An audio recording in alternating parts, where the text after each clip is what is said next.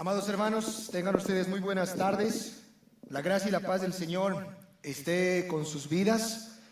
Vamos a retomar en esta tarde la serie de enseñanzas que hemos estado llevando acerca de la iglesia. La iglesia es el tema que estamos abordando durante ya varios meses y vamos a hoy continuar con nuestra serie. Había dos hombres en una plaza conversando y uno de ellos le dice a su amigo: hey amigo, ¿tú ves esa mujer que está por allá? Y le dice el caballero: esa mujer que tú ves ahí tiene un matrimonio terrible. Sus hijos viven en una miseria. Es la mujer más desgraciada en su matrimonio. Y el caballero, su amigo, le pregunta: oye, ¿y tú cómo sabes todo eso? Le dice. Y él le responde: es que yo soy su esposo, yo soy su marido. En ocasiones, hermanos, dentro de la iglesia local, muchos de nosotros vivimos como este caballero. Pensamos que no tenemos ninguna responsabilidad en los problemas que hay dentro de la iglesia, ni tampoco tenemos responsabilidad en las soluciones que pueden haber de esos problemas. Uno de los aspectos más decadentes en nuestra sociedad, una de las cosas que vemos en nuestro tiempo, es que al ser humano parece ser que le gusta gozar de muchos privilegios, pero sin responsabilidades. Está a la luz del día, hermanos, jóvenes que prefieren tener una relación abierta, así lo llaman, amigos con derecho. ¿Han escuchado algo como eso? Amigos con derecho. ¿Qué es un amigo con derecho? Es una persona que puede hacerte lo que tú quieras sin ser tu esposo, sin ser tu novio, ni nada por el estilo. Un amigo que tiene derecho a hacer muchas cosas contigo, pero sin ninguna responsabilidad. Y eso es justamente lo que también está pasando dentro de la iglesia local. La iglesia, hermanos, es como un círculo. Existen tres tipos de personas que vienen a la iglesia, a ese círculo. Un tipo de persona es el que está fuera del círculo. Esta persona es la que viene acá, pero es un picaflor, ¿no? Va de círculo en círculo, de iglesia en iglesia. No tiene la intención de comprometerse ni de ser miembro de ninguna iglesia. Él quiere consumir como un cliente todo lo que pueda de todos los que le puedan ofrecer. Este es el tipo de creyente que está fuera del círculo y que se siente como un llanero solitario, libre de poder ir y andar como oveja sin rebaño, de aquí por allá. No sé cuántos de ustedes conocen ese tipo de personas. Hermanos, esa no es la voluntad del Señor. Por el otro lado, están algunos que dentro del círculo se mantienen no fuera, sino en la periferia, en el bordecito del círculo. Este tipo de cristianos son los que dicen: sí, yo no voy a ir de rebaño en rebaño, yo tengo mi rebaño, yo me voy a hacer miembro de la iglesia, pero no quiero comprometerme con nada. Tiene su nombre escrito en el libro de membresía, pero camina como un soltero espiritual. Hay una diferencia, hermanos, entre estar casado y entre tener un matrimonio. Hay una gran diferencia entre una boda y un matrimonio. Algunos están casados, pero viven como solteros. Y de la misma forma sucede en la iglesia. Algunos se han casado en la iglesia, pero viven como solteros. Su nombre está en el libro de membresía, pero no tienen sentir ni pensar de responsabilizarse, de comprometerse con la iglesia local. Y eso tampoco es bíblico, hermanos. Eso no quiere el Señor. Así no ha enseñado el Señor a su pueblo. Por último, están los que están dentro del círculo. Aquellos que están trabajando, comprometidos arduamente con el avance del reino. Ellos están en el centro mismo del círculo, trabajando, bregando para que la iglesia avance. Y eso es justamente el propósito por la cual el Señor ha llamado a la iglesia. Esa es una iglesia sana, una iglesia saludable, donde todos sus miembros no solo son miembros de nombre, sino que están comprometidos, son responsables como miembros de la iglesia local.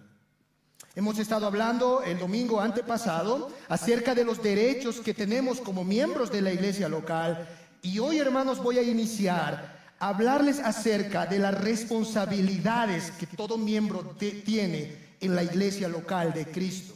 Así que vamos a estar hablando de nuestras responsabilidades. Hay muchas responsabilidades que podría mencionar. Hoy solamente vamos a estar reflexionando en una de ellas. Y esto tiene que ver con la unidad de la iglesia. Todo miembro es responsable de guardar la unidad de la iglesia, hermanos. Esa es tu responsabilidad y es mi responsabilidad dada por Cristo en su palabra.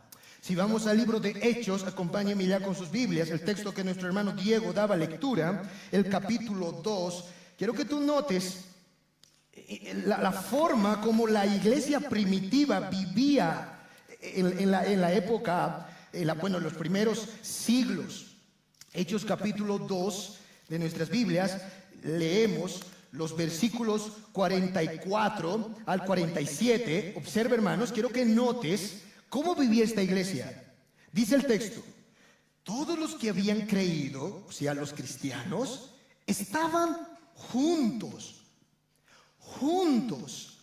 Dice el verso: y tenían en común todas las cosas, y vendían sus propiedades, sus bienes, y los repartían a todos según la necesidad de cada uno. Y perseveraban, ahora observa esto, y perseveraban unánimes cada día en el templo, y partiendo el pan en las casas, comían juntos con alegría y sencillez de corazón, alabando a Dios y teniendo favor con todo el pueblo. Y el Señor añadía cada día a la iglesia los que habían de ser salvos. Si tú has notado en el pasaje, el énfasis del escritor Lucas para describir a esa iglesia es la palabra juntos. ¿Has notado? Unánimes. Lucas dice, esa iglesia vivían juntos, estaban juntos, iban al templo juntos, comían juntos, unánimes. En otras palabras, la característica de la iglesia primitiva era su unidad. Eran una familia. Y como en toda familia, lo que se espera es que haya armonía y unidad. Y eso es justamente lo que había en la iglesia primitiva. Todos eran de un solo sentir. Todos vivían como un hogar, como una familia, unidos. Porque ese ha sido el propósito por el cual Dios ha dejado a su iglesia en este mundo. Por eso, hermanos, el hecho de hablar de unidad no es un asunto secundario, amados. Hablar de la unidad es un aspecto vital de la iglesia. Quiero que me acompañes ahora al libro de Efesios, el capítulo 4. Y a través de este capítulo 4 de Efesios vamos a entender cómo podemos nutrir y fortalecer la unidad de nuestra iglesia, hermanos. Hay tres cosas que yo quiero abordar en este libro de Efesios capítulo 4, hablando de la unidad de la iglesia. Hay tres cosas que vamos a tocar, hermanos, en nuestro sermón de hoy. En primer lugar, vamos a ver la doctrina bíblica de la unidad de la iglesia. ¿Qué es la unidad de la iglesia? La doctrina de la unidad. Número 2, vamos a ver el comienzo para la unidad de la iglesia. ¿Dónde comienza el hecho de ser uno? Y número 3, vamos a ver algunas virtudes que debemos cultivar para poder nutrir, fortalecer la unidad de la iglesia. Vayamos en primer lugar entonces, hermanos, a considerar la doctrina de la unidad de la iglesia. En Efesios capítulo 4, el versículo 3, dice la palabra del Señor, Efesios 4:3, solícitos. Pablo dice, hermanos, estén solícitos. En otras palabras, esfuércense, pongan todo su empeño, ¿en qué? En guardar la unidad del Espíritu en el vínculo de la paz. Lo primero, hermano, que debes saber acerca de la unidad de la iglesia es que nosotros no estamos llamados a crear la unidad, sino a fortalecerlo. Voy a volver a repetir eso, es muy importante. Tú no estás llamado a crear la unidad de la iglesia. No, eso ya lo han creado. Tú estás llamado a fortalecer, a cuidar, a guardar la unidad. ¿Quién ha creado la unidad? La unidad lo ha creado el Espíritu. Por eso dice nuestro texto en el verso 3 que debemos ser solícitos en guardar la unidad del Espíritu. ¿Has notado? La unidad la ha ganado el Espíritu. Es el Espíritu Santo el que ha hecho en nosotros, por así decirlo, unión.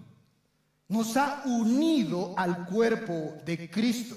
En 1 Corintios capítulo 12, verso 13, acompáñenme allá con sus Biblias. 1 Corintios 12, 13, Pablo reforzaría esta idea con estas palabras. 1 Corintios 12, 13, porque por un solo espíritu, observen, fuimos todos bautizados en un cuerpo, sean judíos o griegos, sean esclavos o libres, y a todos se nos dio a beber de un mismo espíritu. Todos los cristianos, dice, judíos y griegos, quien sea que sea, alto, bajo, gordo, flaco, del campo de la ciudad, todo aquel que es cristiano ha sido bautizado por el Espíritu en un cuerpo. O sea, hermano, ha sido unido por el Espíritu al cuerpo de nuestro Señor Jesucristo. Entonces, es el Espíritu Santo el que, por así decirlo, ha creado la unidad, ha formado la unidad del pueblo de Dios en Cristo. En Efesios, el texto que antecitos a lo que estamos estudiando, del capítulo 2, volvamos allá, el apóstol Pablo quiere que nos acordemos de nuestra vida pasada y de cómo el Señor ha tenido misericordia de nosotros, amados, y nos ha unido a su familia. Ese es un privilegio, es un gran honor. Pablo dice en Efesios 2:11, por tanto, acuérdense, hermanos, acuérdense de que en otro tiempo vosotros los gentiles, está hablando de nosotros, en cuanto a la carne, eras llamados incircuncisión por la llamada circuncisión hecha con mano en la carne. En aquel tiempo estabais sin Cristo, alejados de la ciudadanía de Israel y ajeno a los pactos de la promesa. Estaban sin esperanza y sin Dios en el mundo. Ahora observen, así vivían, dice. Antes de ser cristianos, ¿qué éramos? Paganos éramos, hermanos. Un hermano me decía, pastor, no éramos paganos. Antes de conocer a Cristo éramos soncitos. ¿Verdad, hermanos? Soncitos éramos. Hacíamos cualquier cosa. Adorábamos a cualquier cosa, hermano, adorábamos.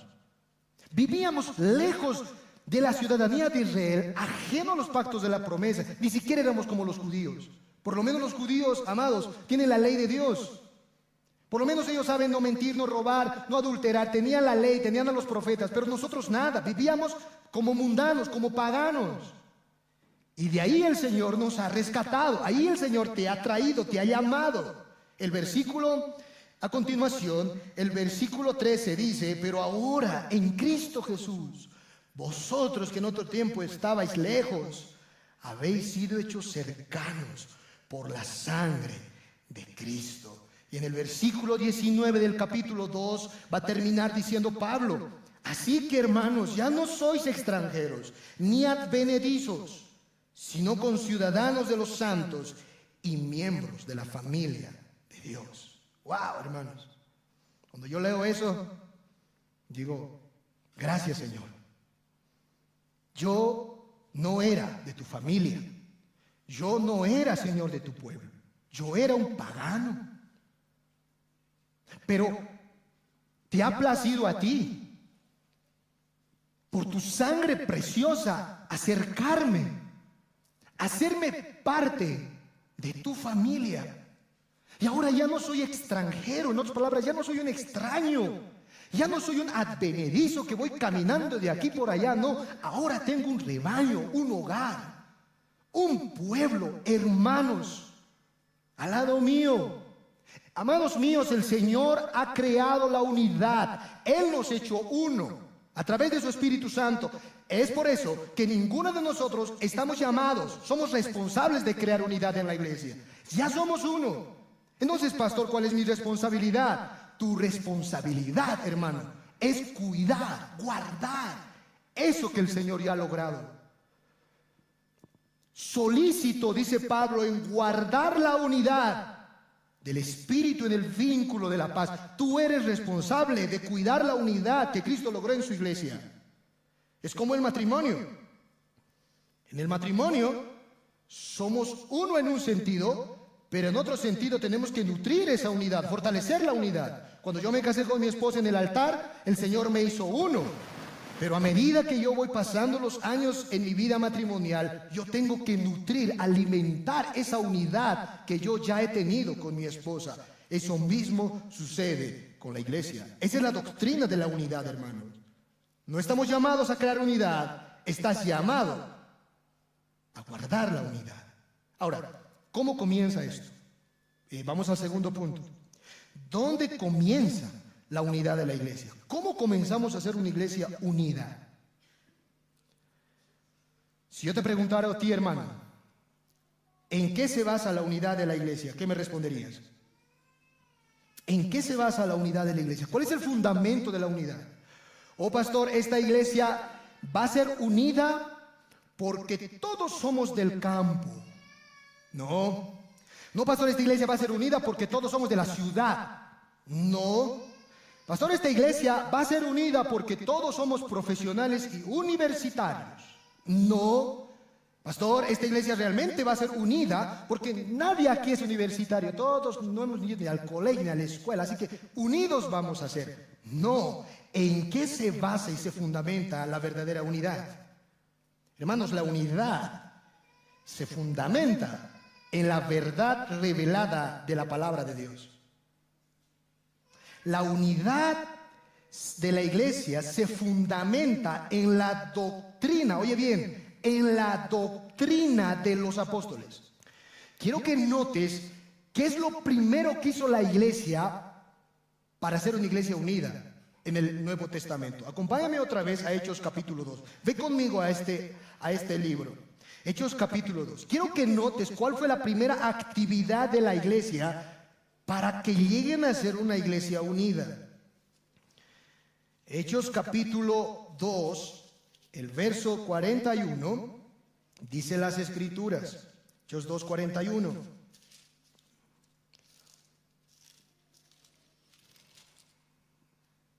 Así que los que recibieron su palabra fueron bautizados. Y se añadieron aquel día como 3,000 personas. Amén. Pedro predica, escuchan la palabra, creen en Cristo y son bautizados. Y la iglesia empieza a crecer. 3,000 miembros, la iglesia primitiva. Ahora, ¿qué es lo primero que hicieron? Verso 42. Observa. Y perseveraban en la doctrina de los apóstoles. ¿Qué es lo que han hecho primero, hermanos? Perseverar. La palabra constancia. No era algo esporádico eso.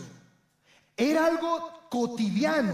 Perseveraron en la doctrina de los apóstoles. Fue lo primero que pensaron. No fue vamos a comernos, vamos a ir a una excursión para mantener la unidad. Así vamos a comenzar. No, comenzaron con la doctrina de los apóstoles. En otras palabras, la iglesia primitiva se fundamentó en base a un cuerpo doctrinal. Ahí habían doctrinas que cada miembro se responsabilizó a creer y a proclamar. La doctrina de los apóstoles fue el fundamento de la unión, por así decirlo, de la iglesia primitiva. Eso significa, hermanos, que todos nosotros, si realmente queremos nutrir la unidad en la iglesia, debemos saber la doctrina de los apóstoles. Eso significa que tú y yo debemos conocer, sentir y practicar la palabra de Dios, la verdad. Eso es lo que nos une. Ahí es donde comienza la iglesia a nutrir la unidad. Cuando hay diferentes pensamientos de un asunto, es donde comienza la división, donde comienzan los problemas. Cuando no tenemos un mismo sentir y un mismo pensar, es donde comienzan, hermano, los problemas en el hogar. A veces me pasa que estoy haciendo algo y de repente le digo a Eitan, pásame ese destornillador estrella. Entonces estoy haciendo yo y Eitan me pasa, alicate me pasa, martillo me pasa. No, pásame el destornillador estrella, le digo.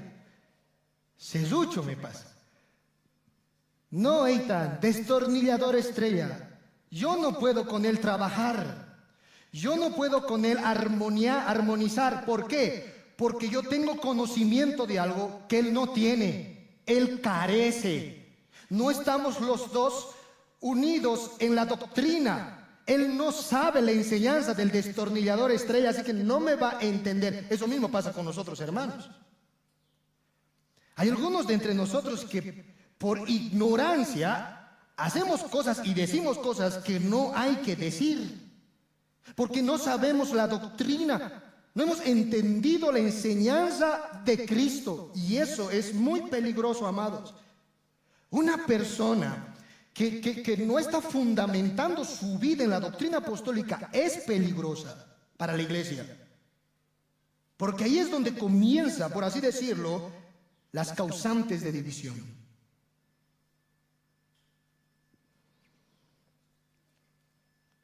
Esta iglesia, como ustedes bien lo saben, esta iglesia sufrió divisiones, hermanos. Eso es cierto. Pero yo recuerdo una vez, muchos años atrás, hermanos, cuando estábamos aún en la otra iglesia, me llamó una de las personas que causó la división en ese tiempo, a visitarlo. Cuando yo fui a visitarlo, esta persona, yo le dije, hermano, ¿cuál es tu problema? ¿Cuál es tu problema, hermano? ¿Por qué estás en contra de todo lo que está pasando en la iglesia local? ¿Qué está pasando? Y el hermano me dice, escucha, hermano, lo que me dice el hermano. Me dice, pastor, no era pastor, no, hermano, me dice él.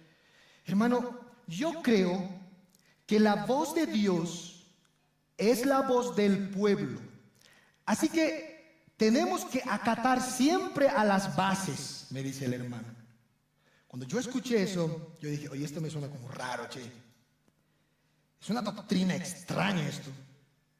Primero, yo pregunto, hermanos, a ustedes, ¿la voz de Dios es la voz del pueblo? Para saber la verdad hay que acatar a las bases. Las bases determinan lo que es verdadero y lo que no es verdadero, hermanos. Eso me sonaba como política. Eso me sonaba como a sindicato. Y yo le dije a esta persona, estás mal. La voz de Dios no es la voz del pueblo. La voz de Dios es su palabra. Y la verdad no se encuentra en las bases. La verdad se encuentra en su palabra. Jesús decía en Juan 17:17, Padre, santifícalos a mis hijos, a tus hijos, en tu verdad, tu palabra es verdad. Y él me decía, por eso hay que expulsar al pastor, porque las bases quieren expulsar al pastor, así que lo que las bases dicen hay que hacer, lo que la mayoría dice, eso hay que hacer, porque eso es lo correcto y es verdadero. La mayoría dijo, crucifíquenle al Señor. Y les pregunto, amados, ¿estaban en lo correcto? ¿Estaban en la verdad? Todos dijeron, crucifíquenlo, crucifíquenlo. La verdad no está en las bases, la verdad no está en el pueblo, la verdad está en la palabra revelada de Dios, en la doctrina apostólica. Por eso, amados, es muy peligroso una persona floja, perezosa, negligente para poder estudiar la Biblia, para estudiar la doctrina bíblica. Es muy peligrosa. Juan, vayamos allá, en su segunda epístola, segunda Juan 9 al 10, quiero que escuches esto. Juan decía, mira, segunda Juan 9 y 10, escucha, cualquiera que se extravía y no persevera en la doctrina de Cristo, no tiene a Dios. El que persevera en la doctrina de Cristo, ese sí tiene al Padre y al Hijo. Ahora, hermano, de verdad, escucha esto de Juan, escucha. Verso 10. Si alguno viene a vosotros y no trae esta doctrina, o sea, no se conforma a lo que la palabra del Señor dice, no le reciban en casa, ni le digáis bienvenido. Ush, duro. A veces cuando vienen los testigos por acá, los testigos que nos testiguean, hermanos, pasa que a veces me tocan la puerta y me dicen, podemos entrar a tu casa, queremos hablarte un poquito del Señor. Y yo le digo, no tengo tiempo. Ahora, no hay que ser descortés, amados. No es pelearse con el otro. La idea de aquí, Juan, es cuídense, apártense, aléjense de los que no están entendiendo la doctrina. Cuidado que se hagan, como decía mi abuelita, samantar. ¿Se entiende, hermanos, qué es samantar? Pegar, contagiar con eso. Y ustedes también se extravíen. Ustedes también naufraguen, como le pasó a Himeneo y Alejandro. No le saluden, dice. No le den la bienvenida, en otras palabras. No le reciban en casa a todo aquel que no tiene la doctrina de Cristo. ¿Por qué no nos unimos con los mormones, pastor? ¿Por qué no nos unimos con los testigos de Jehová, pastor? Con los adventistas, con los católicos. ¿Por qué no nos unimos con todos ellos, pastor, y hacemos una sola iglesia? Porque no tienen la doctrina de Cristo. Pregúntale a un mormón, pregúntale a un testigo, ¿qué opina de Cristo? Y te vas a dar cuenta, hermanos, del error. La unidad no se basa, amados, en clases sociales, no se basa en gustos. La unidad de la iglesia comienza con la doctrina apostólica, la doctrina de Cristo. Por eso, amados, yo les llamo. Y el Señor nos ordena a estudiar la palabra, a oír la palabra. Discipúlate, entrénate. La Biblia, la doctrina del Señor, su enseñanza, dice la Biblia, es como espada. ¿Verdad? Y la espada sirve para atacar al enemigo. Algunos tienen la doctrina, esa espada tienen como el cuchillo de la cocina, así, y están dándole al diablo, se están dando. Otros tienen el cuchillo grande, ya un poquito más han entendido, está grande, se están dando. Otros ya demasiado espadachines se han vuelto, tan grande, hermano, abuelitas, conozco espadachinas, están dando, el cuchillo está más grande, el conocimiento de la palabra, la doctrina está más grande. Y otros ya son modernos, hermanos, cañones ya están usando, pum, pum. Y otros tanques también, están luchando contra el diablo. Pero algunos no tienen nada, seco, no tienen espada. Un soldado sin espada, un soldado sin armas, es un soldado en peligro, amado. Es un soldado en peligro. Por eso le estoy diciendo, es peligroso, amados, todo aquel cristiano que no esté estudiando, no está perseverando en la doctrina apostólica, en la palabra, es peligroso. Eres peligroso si estás haciendo eso. La unidad se basa en la verdad, comienza en la verdad de la palabra. No te olvides eso. No solo eso. Hay virtudes que tenemos que cultivar, hermanos, para poder fortalecer y nutrir esa unidad. Y eso me lleva a mi último encabezado. ¿Cuáles son esas virtudes? El apóstol Pablo dice en Efesios, volvamos a nuestro texto, el capítulo 4, Efesios capítulo 4, versículo 1 al 3, sígame con la Biblia, dice el apóstol Pablo, yo pues preso en el Señor os ruego que andéis como es digno de la vocación con que fuisteis llamados, con toda humildad y mansedumbre, soportándoos con paciencia los unos a los otros en amor, solícitos en guardar la unidad del Espíritu en el vínculo de la paz. Acá hay 3 virtudes. Cuando te hablo de una virtud, te estoy hablando, hermano, de algo que tú tienes que practicar constantemente. Humildad, mansedumbre y paciencia. ¿Cuáles son las 3 virtudes para nutrir la unidad de la iglesia, hermanos? Para que no haya división. Humildad, mansedumbre y paciencia. ¿Qué es humildad? Uy, esta persona bien humildito es. Y yo veo, ¿por qué? ¿Cómo sabes que es humildito? No le ves, pobrecito, de bajos recursos, con una barquita está caminando. Humilde. ¿Qué? ¿Cómo es? Conozco a hombres con abarquita que son orgullosos, hermanos. Personas que son de bajos recursos, pero que se creen la última Coca-Cola del desierto. Como también conozco a ricos que son muy humildes. O viceversa, ricos que son muy orgullosos, pero hombres de bajos recursos que son humildes. La humildad no es estatus social, amados. La humildad no se ve en base a la ropa que llevamos. La palabra humildad, que Pablo está mencionando aquí en el idioma griego, consta de dos palabras. La palabra humildad consta de 2 palabras. La primera palabra es debajo y la otra palabra es juzgar. Si tú unes esas 2 palabras, lo que está diciendo Pablo cuando dice sean humildes, lo que está diciendo Pablo ahí es tengan un pensamiento por debajo de lo que se creen. Voy a repetir eso. Tengan un concepto de ustedes bajo de sí mismos, es lo que Pablo está diciendo. ¿Quieren que repita, hermanos, eso? ¿Qué es humildad? Humildad es tener un concepto de mí bajo de lo que yo mismo me creo. De hecho, el orgullo es todo lo contrario. ¿Qué sería el orgullo? Tener un concepto muy elevado de lo que yo creo. Los humildes, para Pablo y el Señor, son aquellos que han entendido quiénes son realmente. Hermano, ¿qué eres? ¿Qué soy? No, pastor, yo soy pastor, yo soy profesor. No, ¿qué eres? Isaías dice, el ser humano es, ¿qué somos, hermanos? Nada.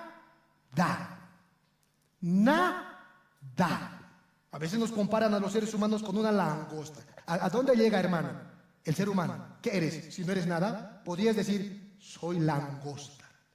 Porque la Biblia enseña eso. Tener un criterio muy elevado de mí mismo es orgullo. Creer algo que no soy es orgullo. Humildad es tener un concepto bajo de mí mismo. Por eso en ocasiones Pablo va a decir, hermanos, consideren a los demás. Considera a tu hermano como superior a ti mismo. Porque eso es humildad. Eso es humildad. ¿Qué es mansedumbre? La palabra mansedumbre, hermanas, es la compañera fiel de la humildad. La mansedumbre y la humildad son hermanos gemelos, con un lunar de diferencia. La mansedumbre simplemente, hermanos, es fuerza bajo control. Splautes es la palabra en griego. Splautes. Esta palabra se usaba a un animal que era domado, un caballo salvaje que era adiestrado. Nosotros a veces decimos, ¿verdad? Pastor, subite nomás a ese caballo, me dicen. ¿Por qué, hermano? Porque ese caballo está amansado. ¿Qué me estás diciendo en otras palabras? Pastor, la fuerza de ese caballo está dominada. ¿Se entiende? El poder de ese caballo está controlado. Eso es mansedumbre. Mansedumbre es poder bajo control, fuerza bajo control. Y a veces la mansedumbre, hermanos, es asociada con la sabiduría. Un sabio es manso, un manso en ocasiones es sabio. ¿Eso qué significa? Que la persona mansa es aquella que sabe cómo reaccionar y cuándo reaccionar. Voy a repetir eso. Una persona mansa es aquella que sabe cómo reaccionar y cuándo debe reaccionar. Nuestro Señor Jesucristo era manso, hermanos. De hecho, Él mismo dice, imítenme a mí, porque yo soy manso y humilde de espíritu. Ahora, dice el Señor, yo soy manso y humilde. Hermanos, nuestro Señor Jesucristo jamás, nunca ha expresado estas palabras. Ahorita me van a conocer, nunca. A ver, así me habían difamado. Ahora van a asumir sus consecuencias. Nunca. Jesús nunca dijo, ay, mira, así no me está mirando. ¿Qué se cree esta birlocha? No. Nunca Jesús en sus palabras, en sus labios ha reaccionado de esa manera como muchos de nosotros reaccionamos. Aquí nadie me saluda, pastor, nadie me saluda. Me voy a ir. Yo, pero hermana, ¿y por qué quieres que te salude? ¿Qué cosa eres, hermana? No, yo algo soy, pues, algo soy. Pero hermana, ¿qué estamos diciendo? No eres nada. Eres langosta. Hermanos, yo pregunto, a ver, amados, a la hormiga, no sé, saludamos a la hormiga cada mañana. Hormiga, ¿cómo estás, hormiguita? La hormiga se va y viene. ¿Por qué te ofendes de algo que no eres? La humildad tiene que ver con el concepto que yo tengo de mí mismo. Soy un pecador, no me merezco nada. Eso es gracia, regalo no merecido. Entonces le pregunta Spurgeon una vez a una hermana, hermana, ¿por qué te enojas cuando la otra hermana no te saluda? Si tú dices no merecer nada. Si dices que eres salva por gracia y no mereces nada, significa que ni saludo mereces, hermana, no deberías enojarte. Viví la vida cristiana tranquila. Pero no, hermanos, decimos soy humilde. Pero a primera murmuración o a primera cosa que hablan de mí, ya nos volvemos bulldog y pitbull, hermanos. ¿Cómo me va a decir a mí eso? A mí me ha dicho a mi hijo le ha dicho a mi hija, pastor. ¿Cómo me lo va a decir? Yo pregunto, hermanos, ¿acaso del Señor no decían cosas? Al Señor le llamaban Belcebú, hermano. Demonio le llamó al Señor. Imagínense, demonio. ¿Alguna vez te han dicho a ti demonio? Demonias, y a tu hijo, demonio te lo han dicho. Ni siquiera eso no los han dicho, pero al Señor demonio. Ahora el Señor decía, ¿cómo me van a decir, Padre, así demonio me han dicho, ahora me van a conocer, ya aquí terminó todo? Jamás.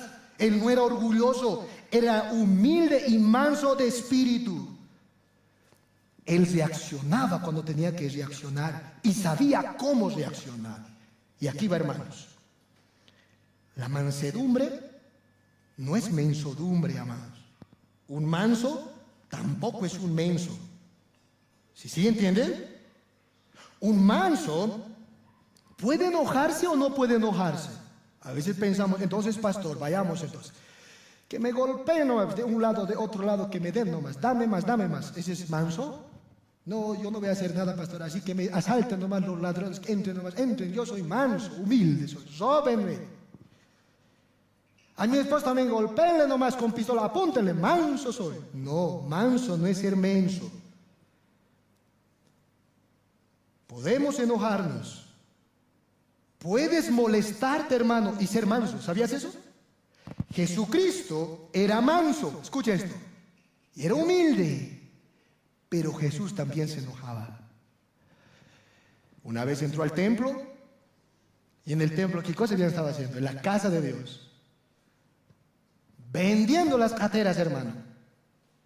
Venden aquí por allá palomas, ovejas.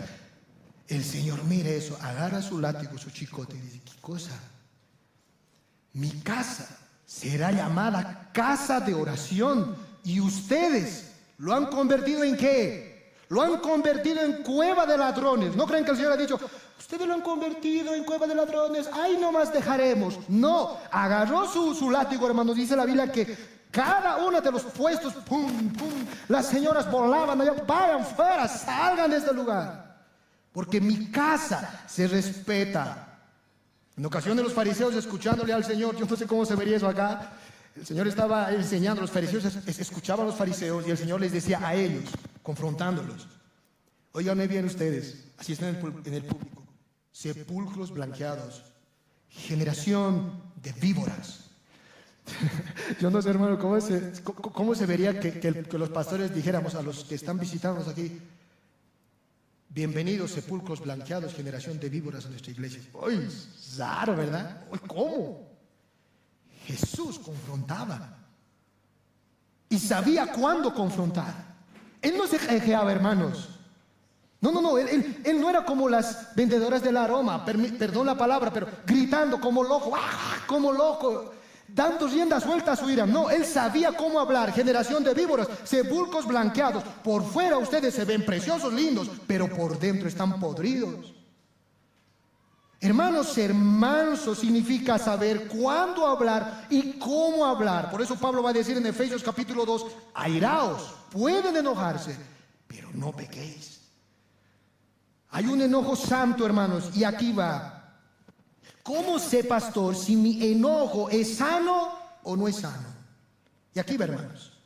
Simple.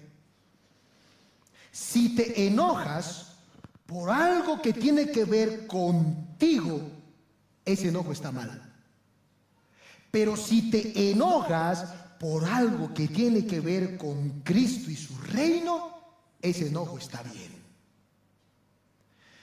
Me decía un pastor en el seminario, lo recuerdo bien, en el seminario nosotros solíamos enojarnos, hermanos, de todo. Ustedes saben, en la época del seminario donde estábamos, hace años, hermano, vivíamos en un cuarto y como vivíamos en el cuarto, ¿qué nos pasaba? Mi calzoncillo se estaba perdiendo, mi media se estaba perdiendo, todo, hermano, mi sopa parecía al fondo, al baño, se robó, todo me pasaba. Y yo, ¿cómo se lo van a llevar mis calzoncillos? ¿Cómo mi media se lo van a sentir ahí? Estaba renegado. ¿Dónde está? Y al compañero de mi lado, oye, ¿dónde está mi calzón? ¿Qué cosa me lo has hecho mi calzón? Tú y yo, hermano, todos nos peleamos ahí.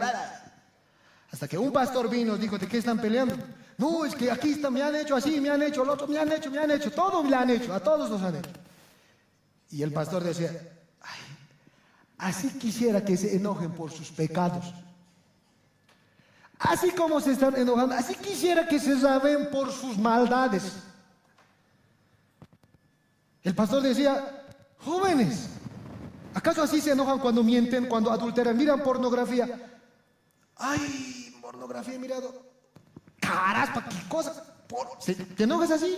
Decía el pastor. Nada, feliz te estás. Cuando murmuras de tu hermano ni te das cuenta siquiera. Enójate, hermano, por algo que tiene que ver con Cristo y su reino. Pablo decía, ¿quién me apartará de este cuerpo de carne? Lo que no quiero hacer, eso hago. Él se rabiaba con él mismo. Mi pecado está siempre delante de mí, decía David, siempre delante de mí. ¿Entienden? Estoy enojado, pastor. Hermano, ¿por qué estás enojado? Estoy enojado por cómo soy yo. Así, hermano, tienes que enojarte. Mira, yo soy bien, no sé, pastor, orgulloso soy, mentiroso soy. Jeremías, ¿por qué eres así? A veces así trato yo de hacerme a mí mismo. ¿Qué cosa tienes en tu cabeza? ¿Por qué has dicho eso? Enójate por tu pecado. Enójate por algo que tenga que ver con el reino de Dios. A veces me molesto, hermano. Me visita. Y es sano. Cuando veo en la casa, mis hijos a veces quieren, papá, el domingo en la mañana quieren prender la tele.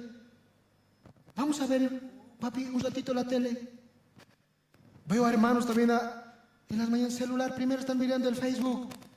Da rabia, me da rabia, hermanos. ¿Por qué me da rabia? Porque el domingo es día del Señor. Y yo digo, no, el domingo no hay tele, el domingo no hay nada, el domingo es del Señor. Tenemos que consagrarnos al Señor.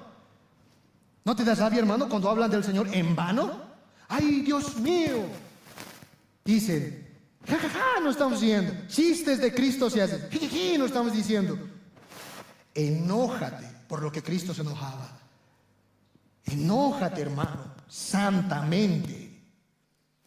Por último, Pablo dice, la tercera virtud que hay que cultivar para nutrir la unidad, no solo en la humildad, no solo en la mansedumbre, sino también la paciencia. Dice el versículo 2, con humildad y mansedumbre sopórtense con paciencia los unos a los otros en amor. La palabra ahí, soportaos con paciencia, es macromusía. Esta palabra da a entender a una persona que no explota rápidamente, sino que, en otras palabras, sino que espera. La palabra paciencia en la Biblia, hermanos, los hebreos lo entendían como la nariz ancha. ¿No te ha pasado? Cuando quieres enojarte y quieres hacer algo y no lo vas a hacer, ¿qué haces? Vas a notar, hermano, tu nariz se infla. ¿Vas a ver? Se anchea, se infla. Puedo hacer esto, pero no lo voy a hacer. ¿Así haces, verdad? No, respira, hermano, respira, hermano. La nariz. A veces se hablaba así de Dios. Dios es paciente, soporta, en el sentido de que su nariz es grande, es ancha. Se contiene. Él no es rápido. ¿Has hecho esto? Toma. No. Él es lento para la ira y grande en misericordia. Es paciente, es longánimo. A lo que está diciendo aquí Pablo es, para nutrir esa unidad, tienes que tener nariz ancha para con tu hermano. Nariz de bombobactana, decimos, ¿verdad, hermanos? Anchota. ¿Por qué? Porque tu hermano es insoportable. Vas a ver que tu hermano es un pecador. Y como pecador, ¿qué cosa va a mostrarte tu hermano en ocasiones? Pecado. Te va a hacer daño a veces. Va a hablar mal de ti, sí. Va a hacer cosas que no te agradan, sí. Pero para eso necesitas tener nariz de bombobactana. Necesitas soportar con paciencia. Macromusía. No explotar, guardar, suprimir. Esperar. Me encanta la historia de Jacob y Esaú. Ustedes saben que ellos se encuentran, y cuando se encuentran los dos hermanos, Esaú le dice a Jacob, Jacob, hermano, hemos estado separados, ahora, Jacob, nos uniremos. Eso está en Génesis. Ven conmigo, le dice a Jacob, vamos a caminar juntos por el desierto. Y Jacob le dice, no puedo. ¿Por qué? Jacob dice, Esaú, es que tú tienes guerreros, tú tienes hombres de a pie, pero yo tengo embarazadas, niños, tengo ovejas. Tú allá vas a ir, rápido vas a ir, yo voy a ir atrás, me voy a ir, porque no caminan las embarazadas como caminan los soldados. Vos, chum, rápido vas a avanzar, yo allá voy a estar. Entonces Jacob le dice, me encanta esa frase, le dice Jacob, Esaú, yo tengo que ir al paso de mi pueblo. Eso me ha ayudado mucho, hermanos, a pastorear. Yo tengo que ir al paso del pueblo, dice, en otras palabras, tengo que soportar con paciencia. Las embarazadas van a caminar de una forma, los niñitos de otra forma, los hombres van a disparar, y yo tengo que ir a paso del pueblo. Es interesante, hermanos, vivir así, porque no todos van igualito en la vida cristiana. ¿Te das cuenta? Algunos de acá son creyentes nuevos, nuevitos. Su familia mundana, hermanos. Papá, mamá, tíos, todos mundanos, pero él es cristiano. No es lo mismo esa persona que tú, que has tenido familia cristiana, antepasados cristianos, todos cristianos. No es lo mismo. Las luchas son diferentes.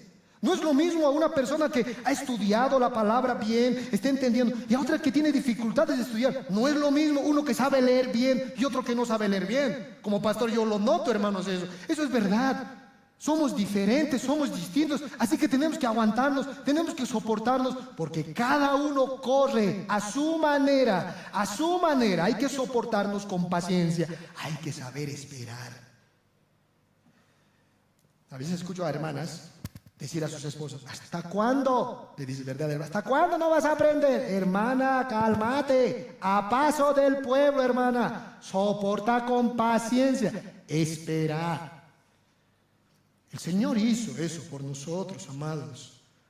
Por tanto, nosotros también, teniendo un derredor nuestro tan grande, nube de testigos, dice la Biblia, despojémonos de todo peso y del pecado que nos asedia y corramos con paciencia la carrera que tenemos por delante. Corramos, pero con paciencia. En conclusión, entonces, hemos aprendido tres cosas. La doctrina de la iglesia. Nosotros no creamos la unidad. Nosotros estamos llamados a guardar, a vigilar, a proteger la unidad que ya Cristo logró. Hemos aprendido cómo comenzamos a nutrir esa unidad. Hemos dicho que comenzamos perseverando en la doctrina de los apóstoles. El fundamento de nuestra unión es la verdad de la palabra. Hemos dicho también que hay tres virtudes que debemos cultivar, amados, para fortalecer nuestra unidad aquí dentro de la iglesia. Tenemos que ser humildes, tenemos que ser mansos y tenemos que saber esperar. Si hacemos esto y cumplimos el mandamiento de nuestro Dios, tengan por seguro, hermanos, que el fruto va a ser lo que la iglesia primitiva ha sido. Vamos a caminar juntos, vamos a comer juntos, vamos a orar juntos. Solo de esta manera vamos a poder nutrir la unidad del pueblo de Dios. Dos cosas a modo de aplicación. Es corto, hermanos, esto, breve. Amado, piensa, hermana, ¿eres humilde? ¿Eres humilde, hermana, hermano? ¿Eres manso? ¿Eres paciente?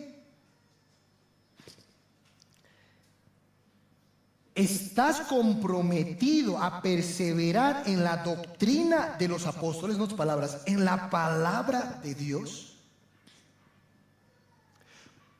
¿Cómo te ve la comunidad? ¿Cómo te ven los que estamos aquí dentro a ti, hermana? ¿Eres orgullosa? ¿Explotas fácilmente?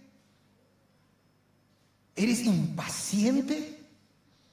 Hermana, hermano, mira a Cristo tu Señor. Él fue humilde, Él fue manso. Él nos esperó, hermanos. Cuando le injuriaban, Él no profería juicio de maldición. Cuando lo golpearon, cuando lo hirieron en su costado, sus palabras fue: perdónalo, Señor, porque ellos no saben lo que hacen. Necesitas el corazón de tu Señor. Necesitamos, hermanos, ser más como Cristo. Y lo puede ser en el poder del Espíritu Santo. El pastor Alfredo hablaba hoy de eso. Tenemos una nueva naturaleza, nueva voluntad, nuevo conocimiento. Así que podemos hacer. No somos esclavos del pecado. No eres esclavo del orgullo. No eres esclavo de la rebelión. No eres esclavo de la impaciencia, hermano. Puedes decir no al orgullo, no a la impaciencia, no a la rebeldía. Puedes decirlo en el poder del Espíritu Santo. No voy a hacer eso. Voy a ser humilde. Voy a ser manso. Voy a ser paciente, como fue mi Señor Jesucristo. Para los que son nuevos acá, que no conocen a Cristo, el Señor ofrece salvación y vida eterna.